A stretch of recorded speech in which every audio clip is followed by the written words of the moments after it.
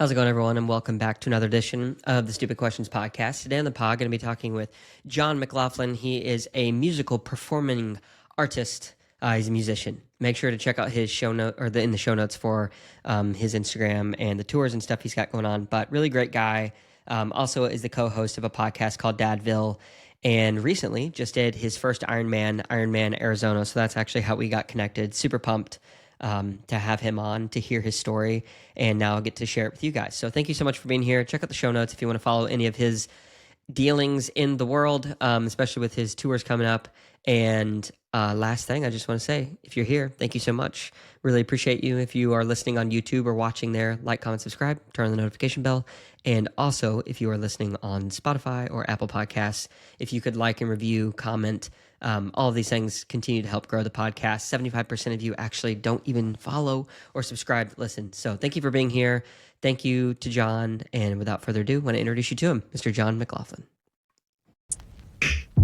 So you followed the typical take your bike into the shop 2 days before the race kind of a thing? Yes. Yeah. Well, I thought that I would have to totally take my bike apart to fly with it. I'd never done that before. Okay. Yeah. I mean, I was borrowing a friend of mine's case, which was great because I didn't have to spend $600 on a case. Yeah. No But I thought, I'm going to have to take this thing totally apart, and then I want somebody who knows what they're doing to actually put it together. Yeah. But I didn't really have to do that. But I still, I was like, I still want somebody to sign off on this bike, make it as fast as possible. It needed new tape, But yeah, I did the Cardinal Classic sin of 24 hours before the race. Some guy in a bike shop is like, you really should buy a new bike. Your bottom bracket is actually disintegrated. Yeah. Yeah, I think it's it's rusted out because of just being on the trainer a bunch, and I thought I was protecting it from all the sweat, but probably wasn't, Yeah. So. Man, it's crazy how sweat can do such an enormous amount of damage on any part of a bicycle. It's actually crazy. People's sweat has fused seat posts and all kinds of other stuff, literally together, where I've seen people have to saw things off. It's crazy. Yeah, my bento box actually came off mid-race because it was all my sweat had gone in there, and that little bolt was all rusted out, and oh no. And I'm I always put towels over it, and he's like, yeah, it's still the sweat is going through the towel. Yeah. So whatever. The sport just gets more and more and more and more expensive. Oh, dude, that's all it is. Well, yeah, let me ask you, so this is your first Ironman distance, right? Have you done any 70.3s before? Yeah, I did one. I did the Chattanooga last year, 2024. Oh, no way. Nice. Yeah. I was there for that. That's funny. Yeah? Yeah, I used to live in Chattanooga. I live in Northern California now, but I lived in Chattanooga from 2011 to last year. So It did was that. great. That was the last right. Yeah. I really, I don't know if I'd say I enjoyed it, but the run in Chattanooga It's pretty serious. was the hardest thing I have ever done, physically, maybe mentally, in my entire life. It was harder than the marathon was this past weekend. Wow. Seriously. Just because the heat exposure, up on the side of the highway. I think it was a combination of I wasn't, my training wasn't quite there. And I had no concept of nutrition at that time. And I was on the wrong size bike for me. So when I got done with the bike, and my back was just destroyed and locked up, and oh my gosh, it was rough. Yeah. It was rough. Sheesh. But how much do you coach yourself? Yeah. Nice. You could call it that. Yeah. You force yourself to do what needs to be done. Yeah. So, that's a whole other thing where it's there's no end to the Money investment that you can put into the sport. Yeah. But it's the type of thing where, you start getting into it, and I'm but if I did get that $10,000 Canyon, would that give me 2 more miles per hour on the bike? Yeah. 2.5, that's totally worth it. Get a coach, there's just no end to it. Yeah, there really isn't. And you can buy speed to an extent. It's totally true. Yeah, I've been on old bikes and then going from a newer, stiffer, better bike, it definitely makes a difference. Yeah. But what's it worth, at the end of the day? I don't know. Well, here's the thing. This is what, like, the sickness has started to get in under the skin of me, and I'm like, I'm watching all kinds of like YouTube videos and stuff like that, and people are saying, like, to it, like you just said, to a certain extent, you can buy speed, and I'm like, I am 1,000% listening. To how? Tell me how. Send me the links. Send me the link. I'll do it. And I'm, if I could get that bike down, if I could shave off 30 minutes off the bike, I'm like, yeah, that's worth it, of course. And then you back up and come back to real life, and you're like, this is not what you do, Yeah. man. Who cares? I'm like, I don't know. I know nobody cares. I don't know. I'm in it now. Well, what is it? What are you in for? Like, who got you into it, I guess, first question. And then what is it that has you coming back for more? Because you're 5 days out from Ironman, Arizona. Congratulations. Yeah. Thank you. Yeah. So Dr. Alan Peets here in Nashville, Tennessee, is the one to blame for all of this. I mean, 2.5 years ago, there was no Ironman, no sprint triathlon, nothing on the horizon at all. I was playing tennis 5-6 days a week. Let's go. Doing nothing but that. Like, I was obsessing over tennis and had been for the past like 8 years, so there was no end in sight with that. Yeah. And my buddy Alan bought a new bike, and he's like, I'm going to get into riding. And so he did what we all do, and he's like, I'm just going to try to get as many of my friends to buy bikes as I can. And at the time I just had no interest in doing it. It was a hard no. Like, he signed up for the sprint triathlon here in Nashville. It was a couple months away. And I was like, no, I don't even own a bike. I used to have a bike back in the day, but I had sold it years ago. And, I'm not I already knew how expensive that world can be. I'm like, I've got kids. I'm like, I'm not looking for new places to lose money, Yeah. But then I was up in Indiana on a holiday seeing my family, and my sister had this pretty nice bike sitting in her garage that was too small for me, but I didn't know that at the time. And I was like, oh, I could borrow that bike and I could sign up for this sprint triathlon. I've never done a triathlon. I grew up swimming. I run all the time. I used to bike. So I'm like, maybe I could do okay at this thing. And so I signed up for the sprint, did a little bit of training, did the sprint, and then this is the part where it gets hard to explain. Like you said, the disease set in. Yeah, I don't know. Like, what was it about that triathlon that changed everything? It's not like, I didn't win it, but I got second in my age group. There it is.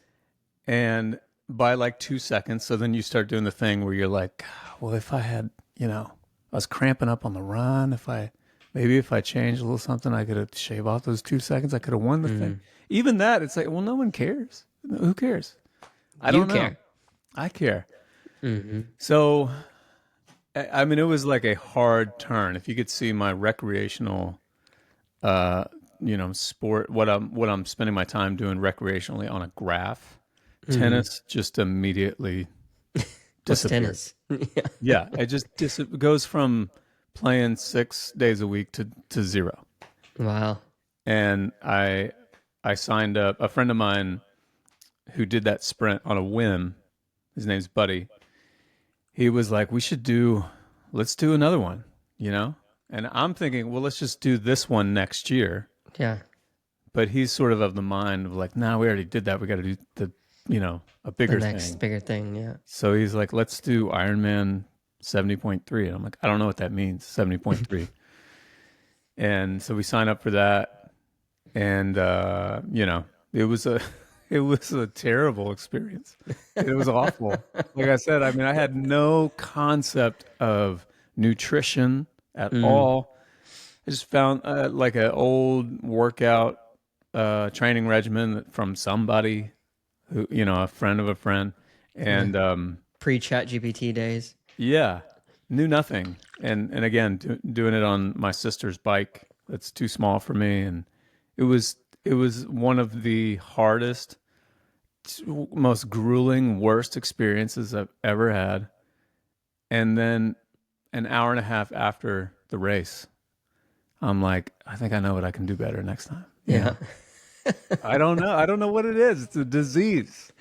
Yeah. So, Well, do you find that your method of operation through life and the way that you go through things is this kind of relentless pursuit of self-betterment? Do you find that translate over to your other spheres of life? yeah, I mean, I I play piano. I'm a like singer-songwriter, but I've been playing piano for since I was 4 years old. Wow. So the element of like very slow, like meticulous, just the daily grind of something where you're seeing tiny bits of improvement, Mhm. after a month and then another month. That slow kind of grind at something has always been baked into my existence. Mhm. So that aspect of it, I can that definitely crosses over. And a lot of times you're spending hours and hours alone doing something that you don't really want to do and that you're probably not going to get external praise for, Mm. and nobody will know that you made that tiny little adjustment and now you can play that one little thing Mhm. a little bit better than you used to. It's like slightly more in the pocket.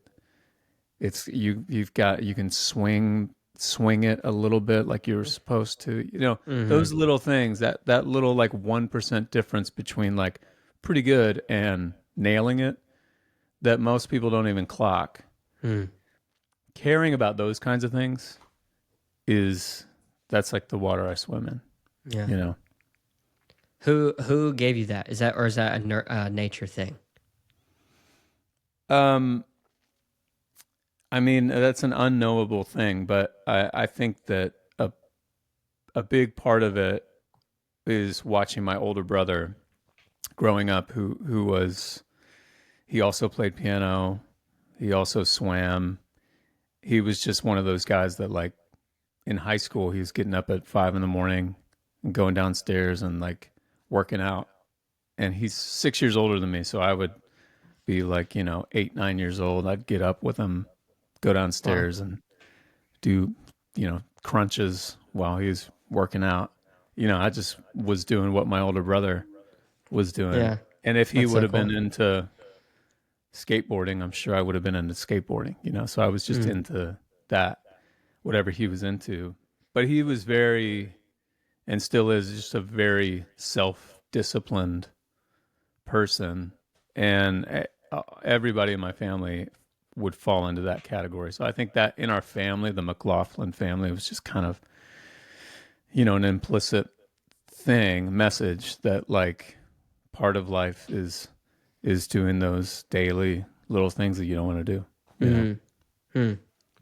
So doing the Ironman, then, we talked a little bit about, and you said, "Oh, I'm going out, and no one cares," or about the little training and this, that, and the other. But doing an Ironman, at least in my experience, the first time, I had a lot of family there, and lots of just like external wow factor from people. What was it like from your reception from your family when you finished this thing? Yeah, it's funny. I keep saying no one cares, and there should be an asterisk next to that. I mean, because I was telling my wife Amy, it really was sweet how many people were texting and following along on the app, and it was really sweet and really encouraging. Yeah. um so and my wife was there. We have two girls and they're 12 and 10. We Hmm. brought them to Chattanooga last year, but we didn't bring them out to Phoenix. um but yeah, it was that aspect of it was really encouraging, and it was actually really cool seeing, like, being at the finish line and watch. I could have stayed there all night just watching people finish and seeing like their camp of friends and family go crazy when their Coming through. chance to come down. That it's a really cool aspect of the whole environment. I'm curious, really quick. This is kind of a by the way question before I ask a couple more deep questions about Ironman, then we'll move on. But have you noticed any difference in your ability to sing because of all of the extra aerobic activity and work, or have you already kind of peaked out your lung capacity previous to this? I don't know. I definitely noticed the lung capacity. In my swim training, I could definitely see those gains. Not being quite so. In the beginning, it's like you do your flip turn, and by the time I get up to the surface again, I'm like dying for a breath. So it was cool to see those gains. I don't know that I haven't been touring, so I'm getting ready to tour. Yeah. So, maybe ask me in 2 weeks and maybe I'll see a difference. I'm not sure. Yeah. No, yeah, for sure. That's interesting. The reason I asked that is because I'm not a professional singer by any stretch of the imagination, but I do enjoy it and playing piano and singing. But as I got into this in 2020 and started to kind of build through it, 5 years later now, the ability to hold a note or just like project, I feel like is a bit more. So I was curious Really? what your experience is. Yeah. I hope really have that's the noticed that. case for me. I Yeah. hope I see that. Yeah. Game changer. You're never going to be the same. So go sign up for 5 more Then I'll Ironmans. be like, okay, now I can justify spending that 10 grand on that bike. Exactly. Yeah, it's an investment into your professional career. That's Yeah, exactly what I can this write is. it off maybe. Exactly. Actually, yeah. So I'm curious. A couple more quick questions about the Ironman thing. Did you learn anything about yourself on like this very long day? And then the second question is, what was your highest and lowest moment? Just to, like what was going on in the internals of your brain? Well, I think maybe those the answer is maybe the same for both those. Like the moment where I felt like, I don't know if what I exactly I learned, but my low moment was on the bike. I got a flat tire at about mile 63. And everybody says, everyone who's done these or has done marathons or any sort of an endurance sport, it always says like something is going to go wrong. Like don't make a plan, but know that like something is going to go wrong, and your wetsuit's going to tear or whatever it is. So I get a flat tire, which I had, all my training at Chattanooga last year, I'd never got a flat tire. Never. I'd sort of practiced changing the inner tube like a week before the race, just so that I could, know that I could do it. But so I'm like, okay, so this is my moment. This is the thing. Like, stay calm. Just get your tools out. And I get the tube out. I get the new one out. I get my little pump out with the cartridge, and the cartridge doesn't work. And so I'm in this moment. I felt like in that moment, that was the moment where I was like, okay, what is actually important to me right now? Because as the minutes are ticking by, and I was probably stranded total for like 17 minutes, but like, so 13 of those were me just sitting, holding my lifeless tube and my lifeless pump. And in that moment, I'm like, okay, so are you concerned that you're not going to finish for yourself? Because you can sign up for another race and you can finish this race. Are you concerned? Are you going to be embarrassed that you have like? And I don't exactly know what the answer was or is, but in that moment, part of me was like, I'm going to have to tell this damn story to everybody. Like, everyone's going to be like, dude, how was the race? And I'm going to be like, I didn't finish. What happened? You just got to tell that story over and over again. But, thankfully somebody stopped, and then the tech came, and I was so grateful for the help and was able to get back on the road. But in those moments, I guess you figure out what is important to you, you know.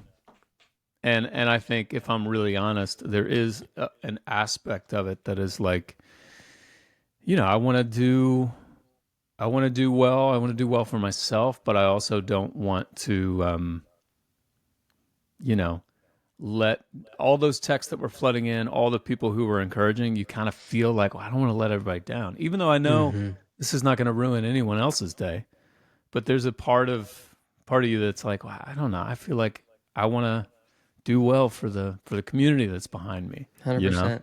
Yeah. Yeah. So that Yeah. was the low point. Um, Obviously crossing the finish line is a high point, but other than that, the swim was a high point. I just felt really, really clear-minded, and I felt great on the swim. You swam pretty well, man. Well, swimming, like I said, I swam all growing up, so that's I wish that the bike was my thing because you're on that for way longer. But swimming is never the part that I'm worried about. Although I am a baby when it comes to cold water, so there's a part of me that's like, I'm always, I've only done 4 of these now, but like every time you get in the cold open water, I'm the guy who can't breathe for 10 seconds, where everybody else, even in some races where you can't even wear a wetsuit because it's too warm, I'm like, I still can't breathe. It's so Oh, cold. goodness. So once I was past that, it was probably 6, 7, 8 seconds of like not being able to exhale. But once I got into my rhythm, I just felt amazing on the swim, and I was That's so awesome. clear-minded and taking in like the beautiful morning, and it was great. That's beautiful, man. Well, thank you for sharing that story. Wanted to dive into that a little bit because I know it's super fresh, 5 days out. All the soreness gone, though, by the way? I think so. Yeah? Yeah, I was Nice. actually right before I came here to do this. I was picking up a rug from a shop, and like jogged into the store, and I Nice. was like, oh, this is definitely the first moment that I was actually able to do a light jog. I mean, Yeah. 3 days ago, I would have started crying if I started to run. Yeah. Yeah. That's a beautiful thing. Cool, man. Well, first of all, I just want to say, after that awesome kind of intro-ish thing, thank you so much for taking the time to come on my humble podcast. Really appreciate it. I'm super thankful for, it's actually my aunt-in-law. She commented on your post and then sent it to me about you about to do the Ironman. And I was like, oh, this is so awesome. Somebody in the music industry doing that. So, yeah, Yeah, thank you for coming on. absolutely, man. And let me say, you're great at this. No, You, thank you. it's had I not have a podcast of my own, maybe I wouldn't clock this. But the way that you seemingly effortlessly go from this question to this question, and you ask great questions, you're doing great. So thanks Thank you. for having me on. Thank you. Yeah, Yeah. thank you. No, I appreciate that. I really do appreciate that. So my first kind of deeper question, because I know from listening a little bit of your Dadville podcast and listening to the very first kind of intro, you guys talk about a number of different things, but one aspect of the way that you talk is like you like to go deep. So my question for you is, from your perspective, who is John? That's as deep as it gets. Hang on, I'm gonna shut these blinds here. Yeah, you're good. Who is John? Take all the time I you take need. it back. I don't like your questions. Good. Wow, man. John is someone who likes to have his wife with him in these moments because I feel like she can answer this question better than John can. We'll send her an invite. Yeah. You know, I'm a I'm a I'm a I'm a dad. I'm a husband. I'm a believer. I'm a musician. You know, I'm someone who, is sort of an introverted, quiet extrovert who loves, you know, hearing people's stories and can painfully, annoyingly see both sides of things, I think, Mm. for better or for worse. And I do think sometimes it is better and sometimes it is worse, you know? Um, yeah, I don't know. I guess that's my best attempt at that answer. That's really good. Well, we're going to dive in a little deeper because I want to know about the better for worse thing because I have my own experience of a similar, like being able to see both sides of the aisle, I think is a gift. But Yeah. depending on who you're talking to and the depth of that relationship, which side you decide to stand on and win or to present the case of which side can get you into trouble. So I'm curious why you said for better or for worse, maybe some examples or what does that really mean to you? You know, this is just me, obviously. This is just John. Yep. I'm going to try to refer myself in the third person as much as possible here forward. Um, I feel like we think that we need to know where we land on issues more than maybe we need to know where we land on issues. Mm. And I'm not saying that we need to be wishy-washy. I think that there are times where you need to take a stand on something, on particular issues or whatever.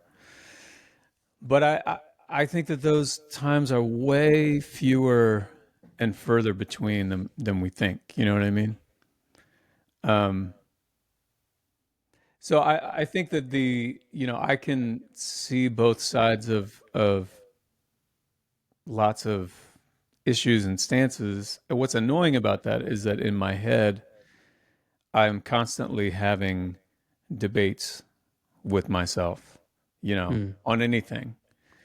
It could be any issue, like maybe I'm seeing some video that somebody posted on Instagram where they're really taking a hardline stance on something. And I can, I'm in real time hearing what they're saying and taking on the other side of it, sort of to test it, and then going forward throughout my day as I'm thinking about that thing, then I start to take the other side of the issue and just, I'm constantly doing that all the time. And maybe we all are, I don't know. Um, but there's just so many issues that in my head I'm debating on trying to figure out, well, is there some sort of like side of this that wins out? Mm. All the while, no one is ever stopping me on the street with a microphone and a camera saying, "Where do you stand on this issue, John?" You know. Mm. So again, I think that, we feel like we need to have a stance on things way more than we really do, Mm. I think what matters is how to listen to people and how to love people and how to love people that are, that live in your house and how to love people who don't live in your country, Mm. all that matters way more. It's interesting that you say that because when I was in college, I had, kind of this come to Jesus moment when I was 21. Prior to that, I was just kind of a partier. It wasn't like an insane partier, but a partier enough to where like I was making decisions that could have gotten me killed or in trouble. And then after this happened, I was just kind of what you were talking about, very hard lined. Hey guys, this is what we do. This is what we do not do. And I was very vocal about that. Made some friends, made a lot of enemies. And now, I'm 33, thinking through that 11, 12 years of difference. I think I'm more like what you're saying, um, a lot less quick to kind of throw out my opinion or my stance on something because the older I get, the more I realize the world is really not as black and white as I thought. I think that there are, because you said you're a believer, so I think you may agree with this. But like there are evident truths that stand, but how that truth is applied to a person in time and through their perspective is just it's so hard because somebody who is living for 20 plus years, 30 plus years, 40 plus years, they have so many experiences in their past that have helped to define what their reality is. And then if you try to, oh, you shouldn't do this, then it's like, well, that doesn't work for them because they didn't grow up that way or they didn't see that or they haven't even had that truth expressed to them through someone's action. So it's like, Hmm. well, where should we stand then? But I think also at the same time, kind of what you're saying, I have found that there is peace in sometimes not having to understand. Like, I can have peace when there's not an understanding. What do Yeah. you think? Yeah. I mean, I definitely, a couple years ago, I started for the first time reading through the Bible, Hmm. like as a Bible in a year kind of program thing. And it through, it was a really tumultuous time, like reading it through. Like the Bible is definitely not as black and white as I thought. I mean, you can isolate black and white scriptures that Sure. are seemingly black and white. You take the whole thing as a whole, and learning more about the history of the Bible itself and all that. It's complicated, and so I have found I am in real time finding my way through sort of this unknown. Um, and I've found some comfort in certain parts of the scriptures where there's this one part in the book of Proverbs where these two verses, I can't remember, 20, I want to say Proverbs 24, 5 and 6 or something like that. I could be wrong. Where these two verses are side by side and they say exactly the opposite thing. The first verse says, like, don't waste your time on fools, uh, lest they, I can't remember what it says, they waste your time or whatever. And then Hmm. the next one, it says, spend your time with fools or debating with fools. Otherwise, they'll think that they're right or whatever. Mm. So those two verses being intentionally side by side and saying opposite things in Proverbs being the book of wisdom says to me, what I take from that is like, this is life. Like, you're not gonna, there is no one size fits all for a lot of situations. You're gonna have Hmm. to weigh the options. You're gonna have to like use some wisdom. The easy thing would be we could just turn our minds off and read the scripture that would tell you what to do in this situation. The harder thing would be for us to have to use some wisdom and like Mm. really like prayerfully, slowly, consciously make a decision or make our way through this messiness of life. Mm. I almost wonder if that's why like large cities have so much turmoil because with what you're saying, every case that is ever heard, just for in a court perspective, needs to be evaluated for all of the variables that are unique to that situation with those two individuals or those two parties. And if you live in a small community of 15, 20, I don't even a few hundred, there's enough context and understanding between people to where you can do that. But for the sake of like the efficiency needed to govern such a large group of people, a lot of that nuance gets kind of thrown by the wayside for the sake of we just got to get this done. And I think about, what you're talking about in the Bible with Moses in the beginning when he's leading the children of Israel out and he gets overwhelmed and he's like, Aaron and the leaders are like, hey, we got to figure something out because you can't hear every single case of every single person. So then like this structure gets disseminated. But that there's an evil side to that. I think truly that like, well, what happens then is somebody's going to get treated wrong or the context isn't going to be totally there and then it just becomes too big. Yeah, just like Yeah. Well, right with that. they've there was this study done on I don't know if it was a study. They were just looking at all these court cases and these decisions throughout thousands and thousands of cases, and they looked at when the these were not jury decisions. This is like when like a judge is making a sentencing, and they looked at like when it was before lunch versus after lunch, and they're like all these cases that are like this category of cases, they're like 500 cases. They're pretty much identical. When they were made right before lunch, when the judge is hungry, getting a little irritated, blood sugar's getting low, the sentences were harsher. After lunch, when he or she has eaten lunch, the blood sugar's back up, they're feeling a little bit better, they're a little more lenient. Fascinating. Right? Yeah, it makes you wonder, how broken is our systems? That's insane. Yeah. Yeah. I want to shift gears a little bit and ask you a question that goes back to just like your background and upbringing. So it's going to seem overly simplistic, but we'll get through them. Where are you from? I'm from Anderson, Indiana. Indiana. Yeah. Okay. And you're in Nashville now. Where have you been in between? Why'd you land on Nashville? So my wife is also from Indiana by way of Phoenix and then Dayton, Ohio. So when we got married, we lived in Carmel, Indiana, which is just outside of Indianapolis for a couple of years, and then we moved to Malibu, California, which is totally random. Yeah. There was just a house out there that we loved that we rented for a couple of years, and then we moved back to Indianapolis, which is where all our family is. So that was the plan, to just live there. Yeah. And then we had our first daughter, and I thought, Amy wasn't going to go on the road with the band and I anymore, which she always had for years before that. And I was like, I never want to leave ever again. I just want to be home with this little baby. Yeah. So let's move to Nashville.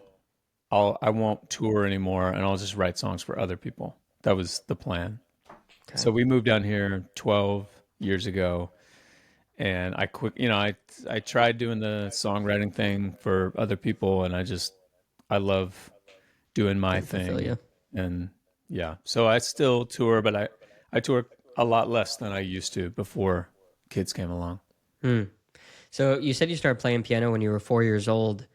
How long did it take before you realized kind of internally, oh, this might be something that I should incorporate into my daily forever life as a profession? I mean, I don't remember not wanting to do what I do now. Really? Yeah. That's amazing. That's a rare thing, I feel like. It is. Yeah. I mean, there was a minute where, like in high school, where I was just sick of playing piano. I wasn't scoring any social points by going to my classical piano lessons on Thursdays. A few years away. And I just wanted to, I wanted to be a doctor. I was going to get a full ride swimming scholarship somewhere and then go to med school. And it's the most ridiculous plan ever. Yeah. But that was just a flash in the pan. And then I got back to music after that. What you truly loved. Yeah. Who is responsible for getting you on the piano at 4? Mom, dad, both? Well, my dad and his family, all musicians, a lot of music in the family. My dad is still a musician. At the time when, I was super, super young, my dad was playing with a band. And that's actually how he met my mom. He was on tour with his band. He's from Indiana. She's from Texas. And they were down in Texas playing at a venue there. And my mom was at the show and was working at the show. And they met and were married 6 months later. And so anyway, so music was just all around. My brother and my sister were taking piano lessons already at the time. So, but the story is we came home from church one day and I sat at our piano and I was playing one of the hymns that we had just sung at church a few minutes before, just kind of sounding it out. I mean, I'm sure I wasn't playing it beautifully, but so my parents were like, okay, there's something, he has an in the ear blood for this. Yeah. So then they got me taking lessons. That's so cool. My wife's pregnant. She's going to be having our first little girl in February. Thank you very much. Amazing. Yeah. So it's been cool, man. Like playing the piano and the baby's been kicking more. Like whenever she's around. So I'm like, oh, this is a real thing. Here, put these headphones on her. Yeah. Get it So going. it's really cool to hear that like came through for you. as you started to develop along those lines, and then like you said, you got to high school, those social points weren't there. I'm curious to know, were you popular in high school? Did you like high school, or are you one of those guys like, nah, I don't care to ever go back to that place? I really loved high school. I mean, Really? freshman year was tough. Like seventh grade was tough, and freshman year early on was tough. Like Mm.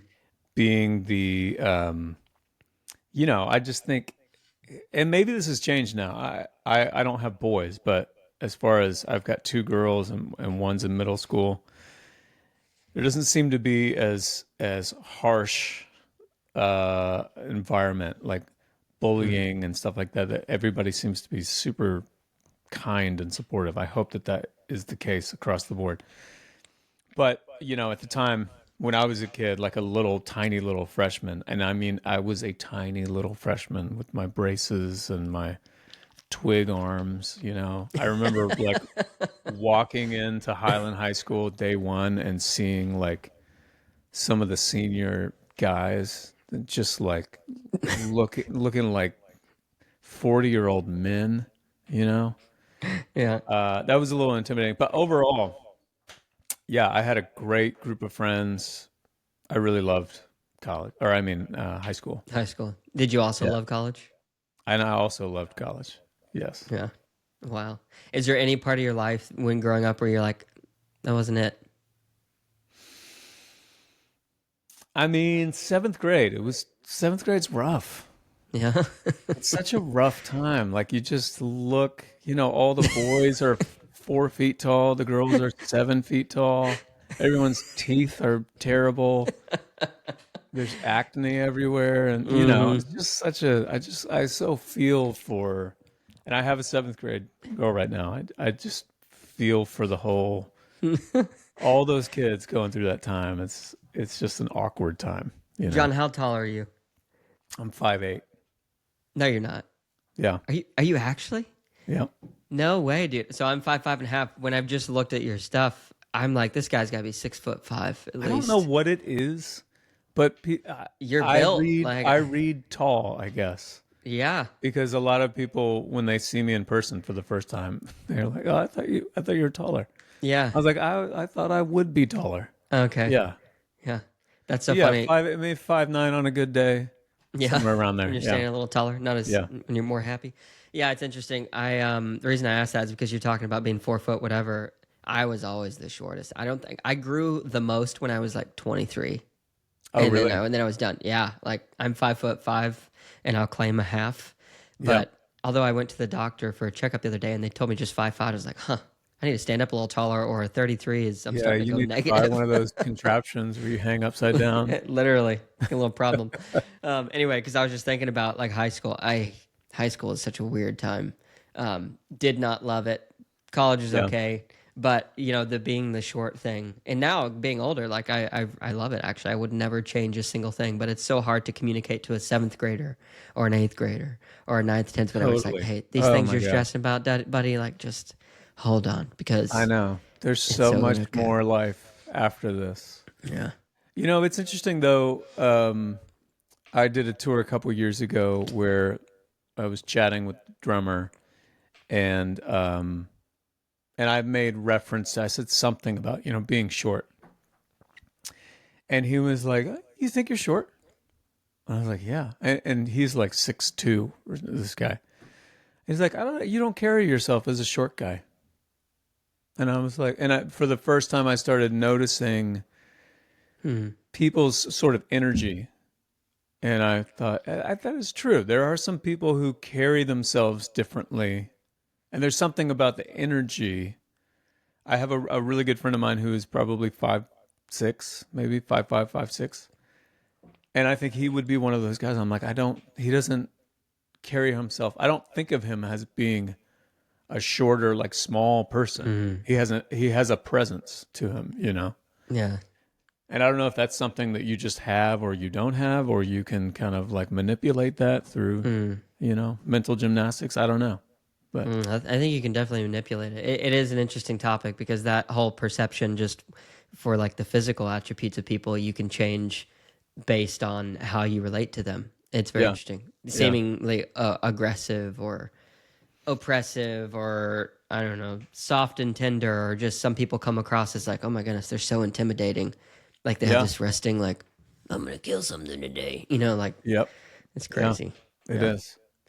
So as you started to get into, I guess, post college, you're figuring out what you're going to do in life. You decide music is going to be it. You're focusing on that. What expectations, if any, and it sounds like maybe not much because you had such a history with your family, but did you carry with that new experience any expectations into the industry that you realized like, huh, that's not what I thought it was going to be like? Yeah, I remember, and this is probably maybe solely attributed to the fact that I grew up in or the college that I went to, Anderson University, is a small Christian private school, Yep. and it had a great music program. And my piano professor, in particular, Dr. Freeling, was awesome. And I learned like a lot of great stuff there that I use to this day. Um, but the overall vibe of some of the classes that I had that were like talked more about like contracts and the business side of the music business. I was told like there are going to be lots of like wolves in sheep's clothing. It's all maybe it's exclusively wolves in sheep's clothing out there. Everyone's going to be out to get you. You know, if you because I wanted to go into the mainstream secular or whatever. I was never planning on going the Christian route, and that was never my experience. I have never, to this day, of all the people that I've worked with, it's not like I'm working with, all saints who, don't care about making money. But Yeah.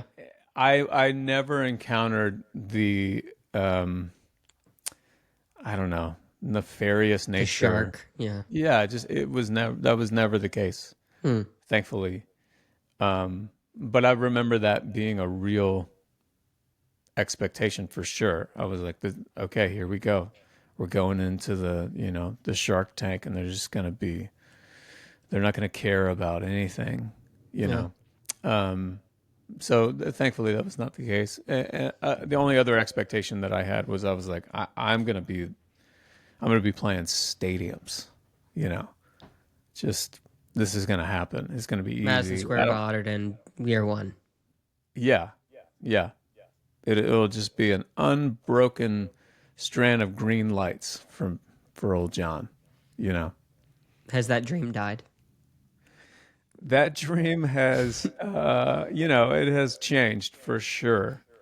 Um, and I don't know. I think you kind of have to have that a little bit to some degree. When you're young, you just have this like blind naivete. However you say that.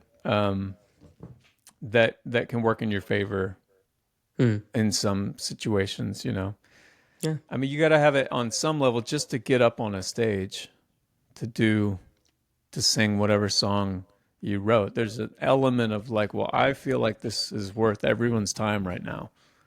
Me getting up and having the spotlight on me for an hour and a half.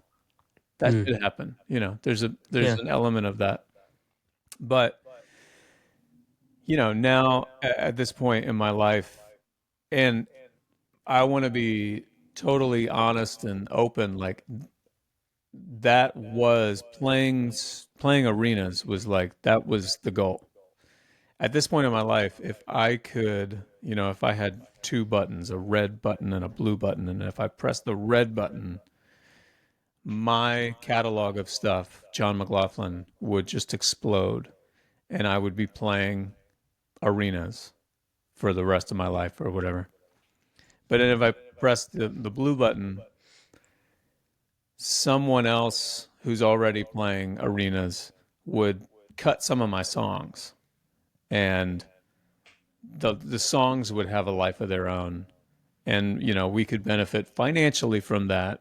And also the box of like me being a good songwriter and all that would be checked because they liked the song and people, the music's out there. I would 1,000% press the blue button. I would have Mm, almost no interest in pressing the red button.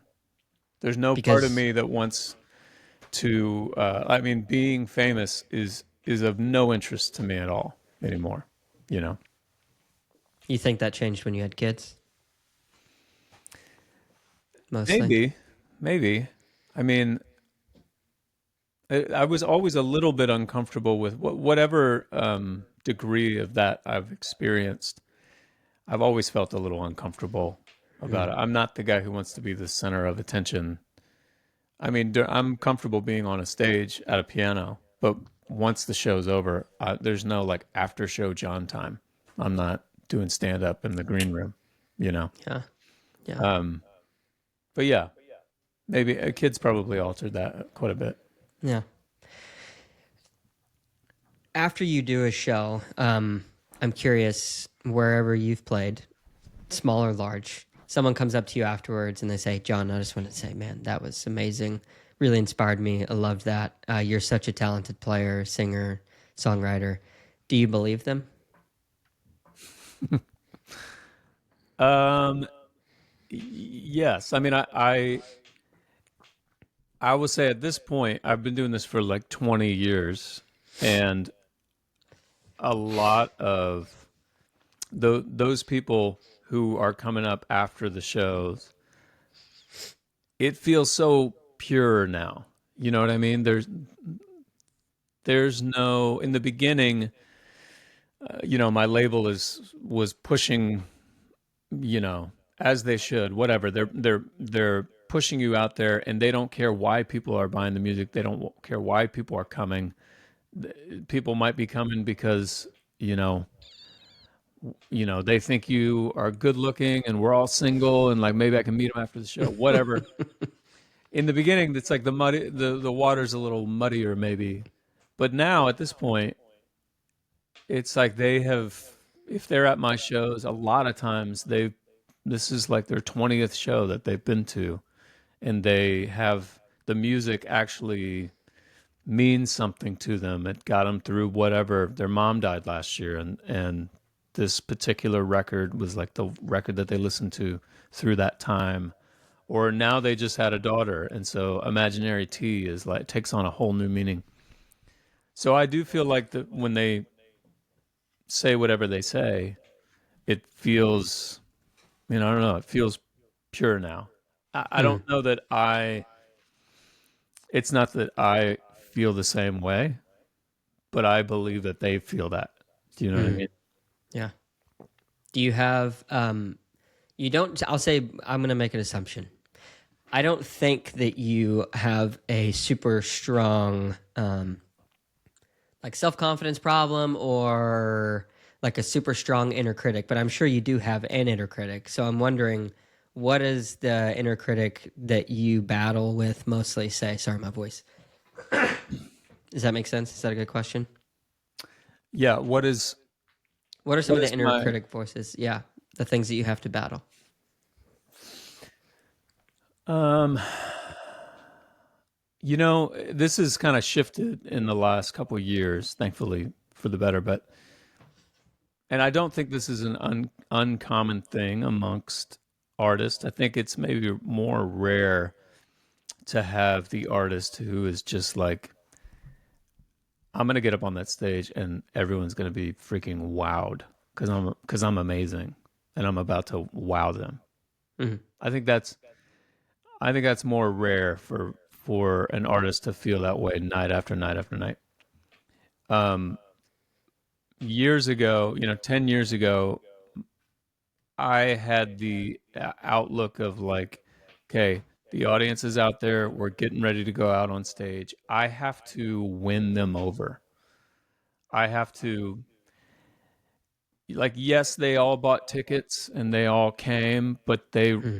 they wish they hadn't bought these tickets. They're like, why did we do this? He's not good anymore. Last time was good. This one, he's not, Well, doesn't sound as good as he used to, which is for me is why humor is so important. It's like I can't really relax. Back in those days, I couldn't relax until I made them laugh, because that to me felt like that's pure. Like you can, if you're laughing, It's real. you can laugh at something involuntarily because you think it's funny. You didn't just decide to laugh. Like, of course, they're going to clap it after every song. Everybody does that, even if you Hmm. don't think it was very good. Everybody's going to clap. Um, but now I feel differently about it now. I feel like um, you know, everyone, especially this stage of life, like I'm in my 40s, to go to a concert. That's like babysitters are involved. There's parking. It's very expensive. It's like everyone there wants to be there, and I feel that now. And I wish I would have felt that way the whole time. But the inner critic is still there. I think maybe in a little bit more of a forgiving and kind, healthy way. But I never think that I am an amazing piano player. I'm very critical of my playing. Hmm. Um, I'm not as critical of my voice, um, which is interesting because I think if you took a survey of any given audience, most people are He's an amazing focusing more pianist. on my voice. Okay. Even if they think, oh, he's an amazing piano player, you're just most people are focused on the voice of Yeah. whoever it is, Yeah. whether it's Bob Dylan or Kendrick Lamar. It's like you're focusing on the voice, you know. Hmm. Um, but I am just more focused on the playing aspect of it, and that's where my inner critic kind of focuses. All the criticism is on the playing side of things. Interesting. I lost my question, and I'm only 33. This is a problem. It was such a good one. I made like a really good mental note. But hopefully, it'll come back in a minute. But along those lines, we were talking about playing for arenas, and people be like, "Oh, you're amazing." I'm curious, and you may not hold this belief, but something I have observed, and I'm trying to like parse out, and I don't know if there's a way to actually do this, but I feel like there's a level where you can go and watch someone play. Let's say any artist, and you're in the audience, and there's a level of admiration you'll have for that person, especially if they're good. Um, and then you start going to one show, you go to two shows, three shows, five shows, all their shows. You're stalking them to a level like. When does it become worship versus just like admiration? Do you think that there's a line in this? Because you said you're Christian. I'm a believer as well. When you go to church, similar setup, depending on your church, I guess. But people up front, they're playing music, you're praising God. Well, now John's up there. We're playing his music, we're singing it, we're praising John. Like, what is there a line? What do you think? Mm, yeah, I mean, I think when it comes to I guess some my music and people out in the audience, it kind of falls along the lines of what I was saying earlier, where like in the beginning, maybe they're at the show for a myriad of reasons. Now it feels a little more Pure. pure. I'm way more comfortable with like the moments on stage that are the best are when I look out onto the crowd and I'm singing and I see somebody out there and their eyes are closed and they're singing and you can just tell they're in the moment but also somewhere else. Mm, That to me feels pure. I love those moments. Uh because it feels like loving this song feels a little more pure than loving me as a personality, or me as a guy or whatever. yeah. It just feels a little more pure. I'm way more comfortable with that because that's why I'm doing it. Hmm. I'm not I mean, yes, I'm an artist, and all artists are. There's a level of insecurity with all of us, but I mean, artists really over-index in the insecurity category. but at this point in my life, I just want these songs to be meaningful to people. And if they don't even know anything about me or don't care that I'm up on stage, they just want to be here to hear songs off of this album. I'm like, that's the best, you know? But there is a line, and I don't know exactly where that is sometimes, but I don't either, but I know I like what you said, because I think that what I do understand is that what really matters from the perspective we're talking about for you, like you're the performer, is like what you're doing with that energy. I have performed at small levels, like for churches and stuff like that, and even in those instances, you'll have people come up to you after, oh, that was so amazing. You know, it's like, how do you receive that?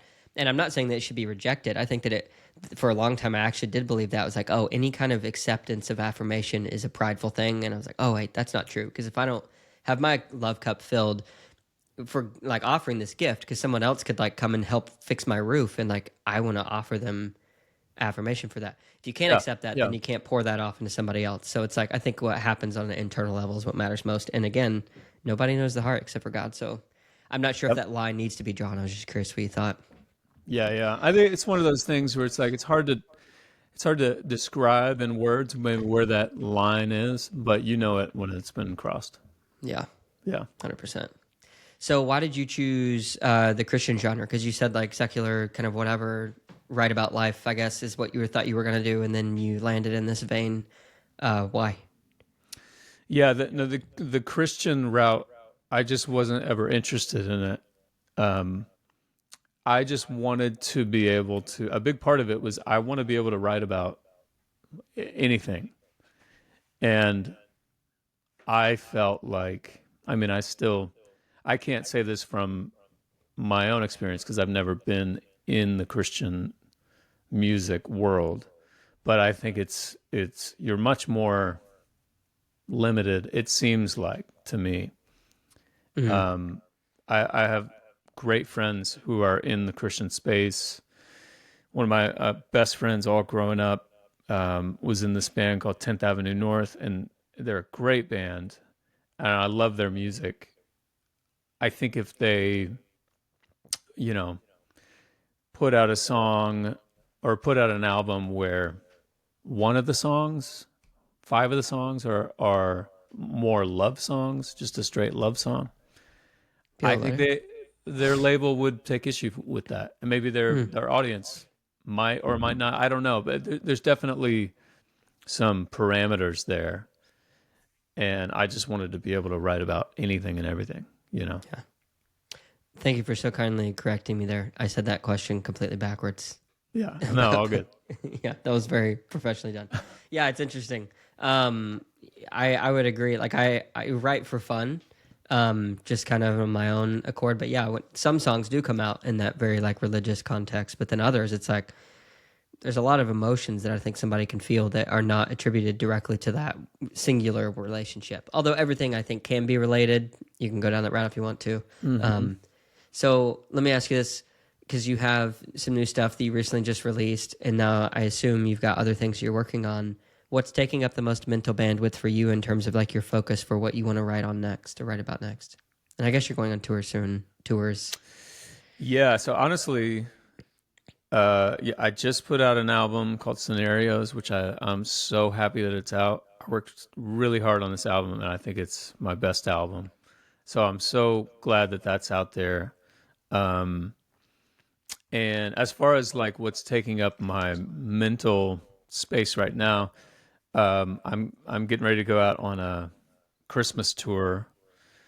So it's sort of split between getting ready for that, um, and I'm doing a tour in the new year with a friend of mine, Ben Rector. He's going out and playing with all orchestras all over the country. That'd be cool.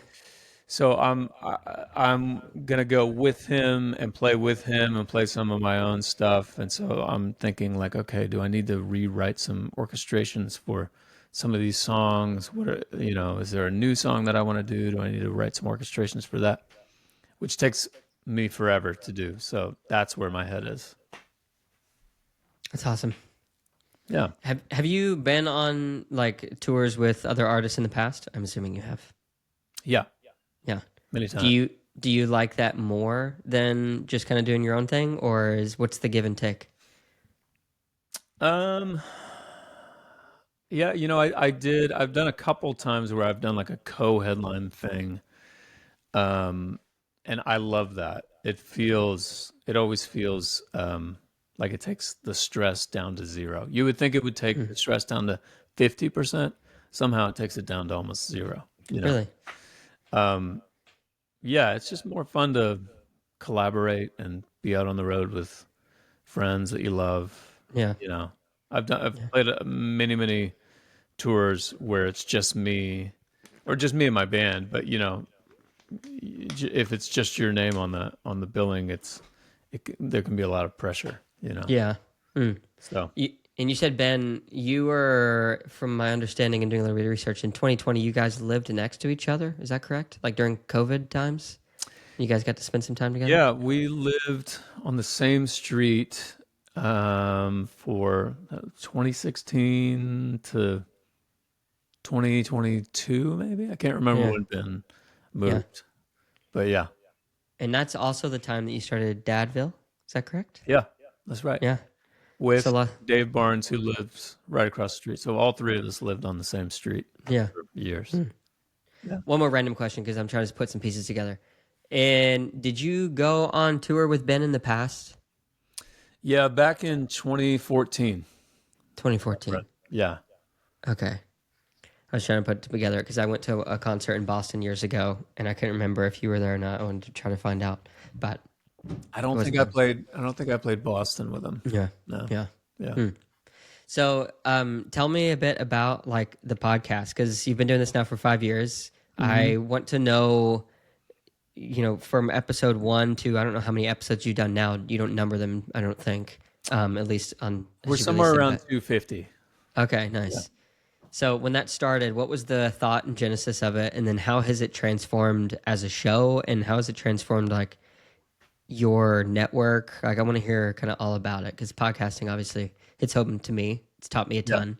I've been Yeah. doing it for 2.5 years, so not nearly as long as you have. But what are some of the things that? Yeah, I'll leave it at that to start. Um, so the way that it started was really, really simple. I mean, Dave Barnes and Dave is another artist, very successful artist, and I've known him for 20 plus years. And we live right across the street from each other. We both have kids who are the same age, and a lot of times we would be hanging with the families, like sitting on each other's porches, talking about our kids all the time, and just talking about being dads. Yeah, So one day he was like, "We should start a podcast called Dadville. Would you want to do that?" And I was like, "Yeah, let's do it." I mean, it was Huh. as simple as that. Yeah, very complicated. Yeah, right. And so as far as like how it's changed, I mean, the show itself, um, I don't know. I mean, I would be really interested to hear from our listeners who've been with us the whole time, their take Perspective. on sort of like how it's evolved. I mean, maybe I'm too in the weeds of it to see how it's changed, but I know from Dave and I, our perspective or our approaches to the interviews, they haven't changed in that we still do a really good amount of research for a lot of our, unless we're having like, if we're having Ben Rector on, for example, he's Hmm. been on a couple times. There's less research that needs to be done because we just know Ben and we Yeah, I know get it. the context. Yeah. Um, but we've had a lot of like authors on and more experts on and stuff like and we will like read their book and really spend time on having tons of questions and sort of like having them laid out in kind of an arc of an interview. The only thing that has not changed. The only thing that has changed is now that is plan B, and plan A is just let's just start talking and Yeah, see, you know. It's like you sort of like learn all this stuff from whatever their book is or whatever their take is, and then you try to forget it and have a conversation. And if we hit a roadblock or whatever, we've got our notes that we can go Yeah. back to. Um, but yeah, it's been, it was not as easy as I thought it was going to be. In the beginning, like I had to realize like, oh, this is a skill to like have a conversation, but it's also an interview, and I want to make sure that we get to this and also this and this. And you ask question one, and you're like, oh shoot, they just answered In like 10 question seconds. 3 and 5. Oh, yeah. So how do I pivot? Because I wanted, there was something that I wanted to say in my question, but they've already answered that question. So, stuff like that. And it's been a good lesson in like holding things loosely. Don't try to Yeah. control the conversation. It's not going to go the way you wanted it to go. And it's probably more times than not, it's going to end up being something better than what you planned. Yeah. Yeah, I've struggled with that myself because when I first started, I had a few people on who I knew, so I had like the calm enough. And then when I started to have on guests that I hadn't necessarily known about for very long or haven't known really any on any personal level, it's like, how many questions do I take in? And I have kind of gotten to a place where it's like, well, I have a rough framework of what I kind of go with, but whenever I try to like do too much research, I try not to, because then it like takes away the natural curiosity of Yeah. how tall are you, John? Like that kind of stuff. Right. Yeah. Yeah. But it's I've had a few situations where like I'm asking a question and then they answer it way too succinctly and so articulately that I'm just not even prepared. But like, how do I even follow up with that? How's the weather today? Yeah, I know. Well, that's where having a co-host comes in handy. Yeah, And no kidding. Dave is never short of words. So, Yeah. yeah. Yeah. Well, you guys have a fun dynamic duo. Like I've watched quite a few of your Instagram reels and stuff, and the way you guys talk about your upcoming episodes or other stuff you're working on. I want to guess that most of that is totally not rehearsed, but the way that you guys banter back and forth, is it rehearsed at all? Because you guys do it so well. It's so funny. It's like very so SNL. dumb. So Yeah. dumb. We just think, like 1 second beforehand. And mostly it's Dave. He'll have some idea like, oh, we just had Tony Hale on. And, he's the voice of Forky for Toy Story. So we're like, oh, let's grab some pens and we'll do voice acting. I mean, it's so dumb. It's not. Yeah. No, it's not. It's too dumb to be rehearsed. That's what makes it unique. That's awesome. Yeah. So what does it mean to be a dad? Oh, man. I mean, it means everything changes. It means things get right-sized instantly, in a really great way. It can kind of help you deal with whatever regrets you had in life. It's like you no longer have those regrets. All you care about is just you ended up here with these precious kids. So you wouldn't change anything all of a sudden. It really sort of like calms some whatever of that was happening in your mind.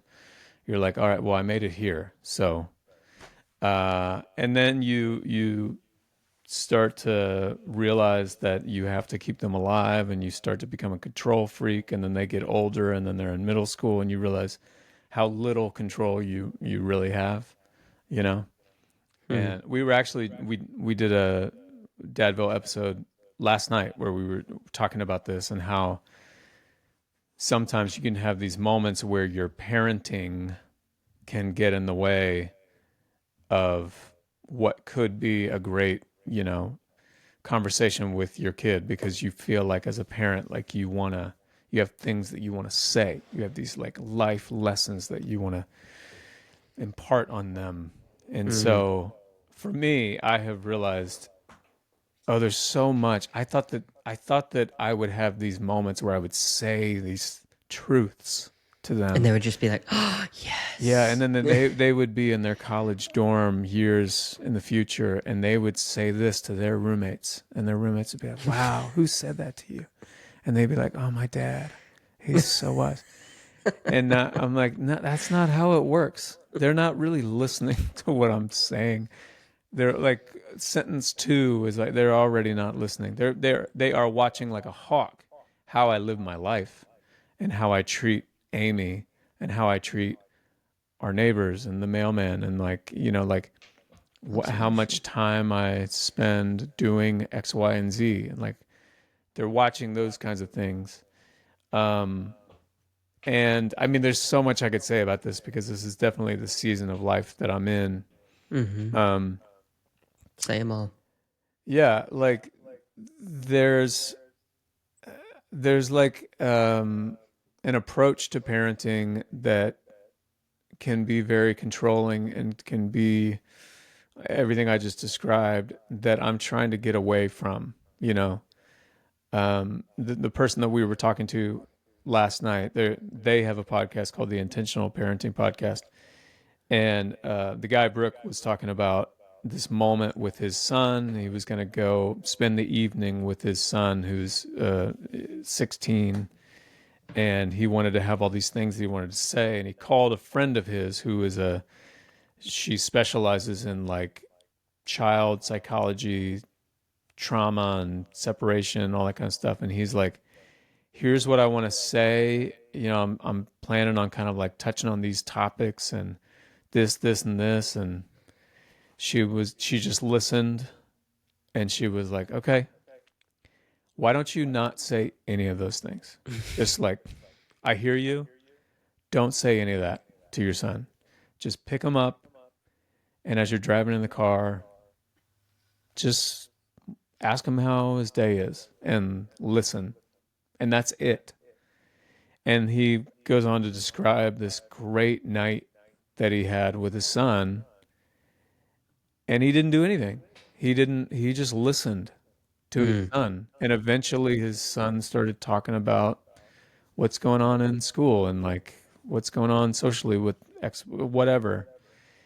And we were just talking about how on the podcast, like parenting, quote unquote, can sometimes get in the way of a great potential moment that you could have with your kids because you feel like I need to say something. I need to impart this wisdom on them. I need to correct them in these areas. I need to right the ship here. And a lot of times we're being motivated by our own fears as parents. Mm. I'm scared that, my daughter is going to make this mistake that I made or whatever. I'm scared because my daughter is not on the track that I'm familiar with, whatever. And so the podcast has been really helpful in illuminating, showing me all those ways in which I'm really operating out of my own baggage Yeah. and my own fears. And a lot of times it's a little simpler than that.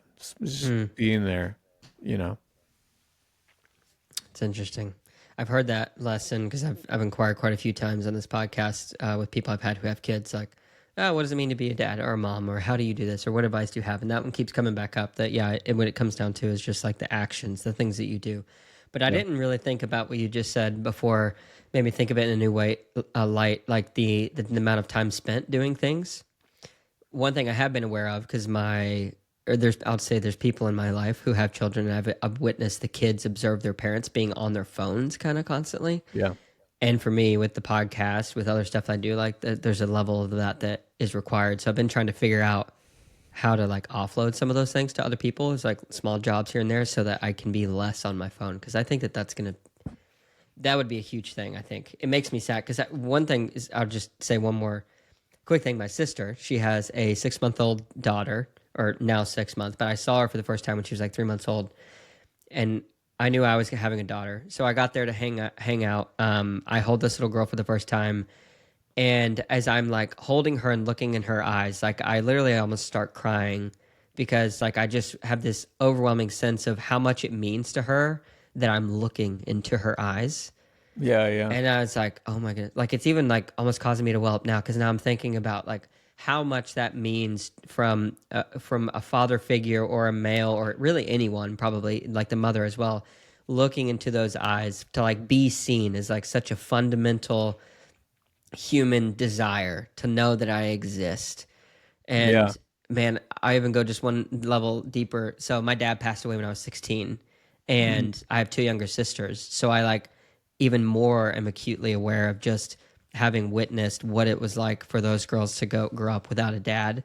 Yeah. And now getting to like stand in that place a little bit. It's like, like it's overwhelming, the most Yeah. beautiful thing. But I realized like the importance of what it means to be a dad. So like that really hit home what you said about like the time spent, because you can spend time looking at him, talking to him, listening to them. And they're keeping track of everything. I mean, it's kind of amazing what they observe and dots that they connect, and sometimes they'll make an observation that you're like, oh my gosh, that you are totally right, Yeah.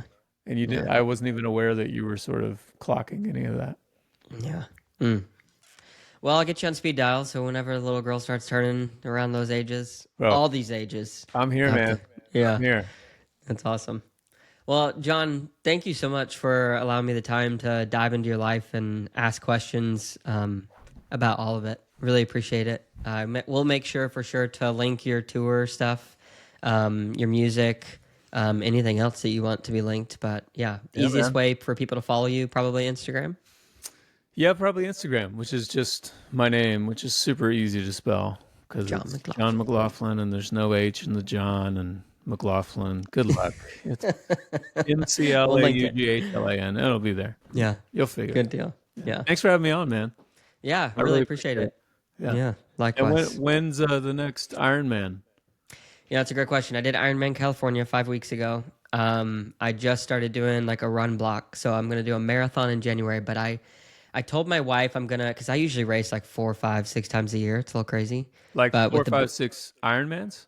So usually halves and stuff. Yeah. I've okay. done 3 fulls. The third one, I haven't done one since 2 years ago because they're just such a, man, they kill you. They can make or break you. I've done some where it's like, yeah, this is awesome. And then other ones, it's like, never doing that again. Yeah. That was the most horrible thing. Yeah. So, yeah, I haven't signed up for one yet. Probably won't do a lot, but if I do one, it will be the one here that they just are bringing to Northern California in Redding in August. So I'll stay active till then. So if you want to come do a hot one, I don't know. You got a place to stay. The Phoenix one was the perfect temperature. Yeah, Perfect, and they just discontinued it. I saw They did. too. I don't know why, Yeah, but bummer. yeah. Yeah. Well, We'll see. I'll keep you posted on the next one I sign up for. Roger that, man. Yeah. Cool. Thank you so All right, much. brother. Thanks a lot. Thank you so much to John for coming on the pod. Really awesome. I love having musicians on the podcast because, yeah, it gives me the opportunity to dive into another area of life that I really enjoy. And music is one that plays a huge part on who I am. Yeah, my grandmother, she used to play and perform all growing up. My father was a drummer. My mother is a singer. And I like doing a little bit of all of the things. So really appreciate the time to get to spend with John and hear about his life and how, that kind of influences the different ways that he lives his life, from the podcast to Ironmans to being a musician. So yeah, thank you, John, for taking the time to also share about your life with, your daughters. As you guys know who listen to this podcast, been talking about being pregnant for a while with my wife and super excited to have that baby girl here soon. It's going to either be Noelle or Haven for the first name. So it's going to be Noelle Haven Hill or Haven Noelle Hill. We'll see which one. 60% of people who we asked to vote on that on Instagram said Haven Noelle Hill because it's H&H, flows off the tongue better. Anyway, I'm rambling. Thanks for listening. Appreciate you guys. We'll catch you in the next one. Peace.